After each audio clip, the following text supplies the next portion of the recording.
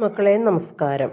തവർഗത്തിലെ ആദ്യ അക്ഷരമായ തായും അവസാന അക്ഷരമായ നായും ചേർന്നിട്ടുള്ള കൂട്ടക്ഷരമാണ് ന. ധാരാളം വാക്കുകൾ ഇതിൽ നിന്ന് ലഭ്യമാണെങ്കിലും അതിൽ ഏതാനും ചിലത് മാത്രം ഇവിടെ സൂചിപ്പിക്കുന്നു.